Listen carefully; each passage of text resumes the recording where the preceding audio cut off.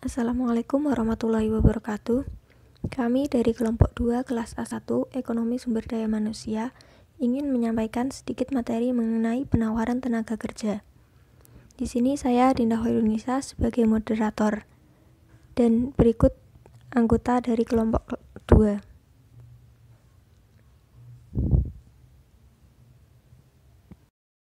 Berikut poin-poin yang akan kami sampaikan. Untuk poin yang pertama yaitu pengertian penawaran tenaga kerja. Selanjutnya komponen jumlah tenaga kerja, kurva penawaran tenaga kerja, faktor penawaran tenaga kerja, dan yang terakhir adalah simpulan. Untuk poin pertama, pengertian penawaran tenaga kerja akan disampaikan oleh rekan saya Zahratul Hayati. Terima kasih. Di sini saya akan menjelaskan tentang pengertian penawaran tenaga kerja. Tapi sebelumnya saya akan menjelaskan definisi dari pekerja. Pekerja atau tenaga kerja adalah individu yang bebas untuk mengambil keputusan bekerja atau tidak.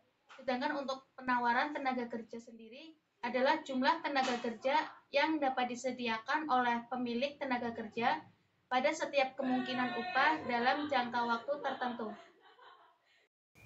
Untuk poin yang kedua yaitu komponen jumlah tenaga kerja akan disampaikan oleh Ahmad Irfan Maulana Yusuf.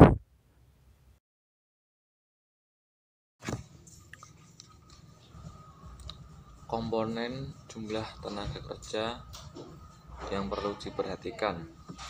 Yang pertama, jumlah penduduk.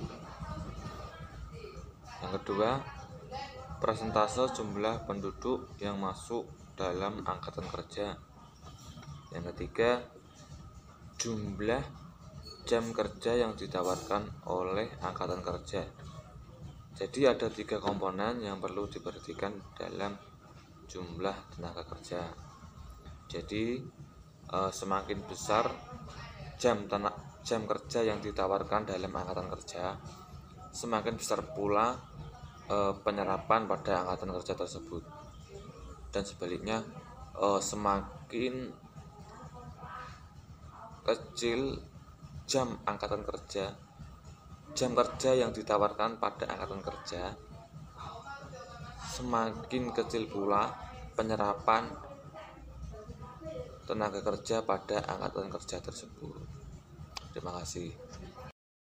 Untuk selanjutnya, kurva penawaran tenaga kerja akan disampaikan oleh Saudara Raih Pangerti. Nah, di sini saya melanjutkan di slide kurva penawaran tenaga kerja. Kurva penawaran tenaga kerja dalam kurung di bahasa Inggris kan backward bending supply curve. Ya, agak jelek ya, nggak bisa bahasa Inggris. Mempunyai bagian yang melengkung ke belakang pada tingkat upah tertentu. Penyediaan waktu kerja individu akan bertambah bila upah bertambah dalam kurung dari W ke W1. Jadi ini gambar kurvanya, tolong difokuskan di gambar kurvanya saja. Udah? Ya, diingat-ingat ya. Setelah mencapai upah tertentu dalam kurung W1, bertambahan upah justru mengurangi waktu yang disediakan oleh individu untuk keperluan bekerja dalam kurung dari W1 ke WN. Nah, saya ulangi lagi ya. Nah, ini.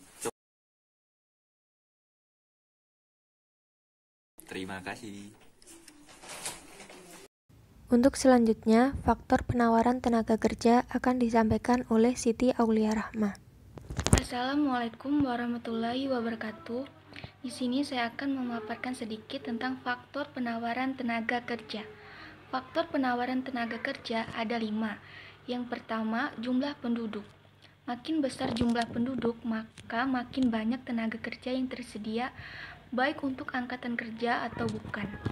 Dengan demikian, jumlah penawaran tenaga kerja semakin besar. Yang kedua, struktur umur penduduk. Bertambahnya umur panjang penduduk merupakan salah satu pencapaian utama masyarakat. Hal tersebut mampu meningkatkan tingkat kesehatan dan kesejahteraan termasuk penawaran tenaga kerja. Yang ketiga, produktivitas. Produktivitas tenaga kerja merupakan fungsi daripada pendidikan, keterampilan tenaga kerja maka semakin meningkat produktivitas tenaga kerja. Yang keempat, tingkat upah. Apabila tingkat upah naik, maka jumlah penawaran tenaga kerja akan meningkat dan sebaliknya. Yang terakhir, kebijakan pemerintah. Misal, kebijakan pemerintah dalam bersekolah 9 tahun akan mengurangi jumlah tenaga kerja dan akan ada batas umur kerja menjadi lebih tinggi. Terima kasih. Assalamualaikum warahmatullahi wabarakatuh. Yang terakhir, simpulan akan disampaikan oleh Saudara Muhammad Rifai. Assalamualaikum warahmatullahi wabarakatuh. Saya di sini melanjutkan dari kesimpulan. Kesimpulannya adalah dapat dikatakan ketenaga kerjaan di Indonesia hingga kini masih menghadapi beberapa ketidakseimbangan baik struktural ataupun sektoral. Walaupun telah terjadi pergeseran, namun sebagian besar angkatan kerja Indonesia masih bekerja di sektor pertanian. Dalam hubungan ini, maka salah satu sasaran yang perlu diusahakan adalah meningkatkan daya guna tenaga kerja. Untuk mewujudkan pendayagunaan tenaga kerja, maka perlu dilaksanakan berbagai kebijaksanaan, perluasan lapangan kerja produktif.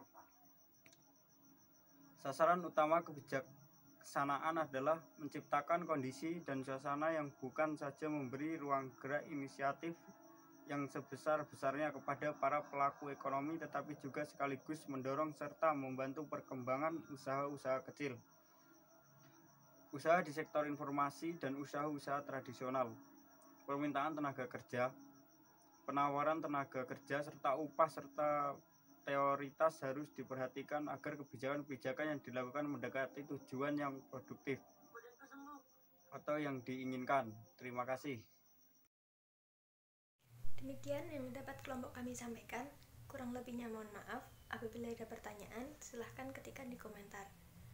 Terima kasih. Wassalamualaikum warahmatullahi wabarakatuh.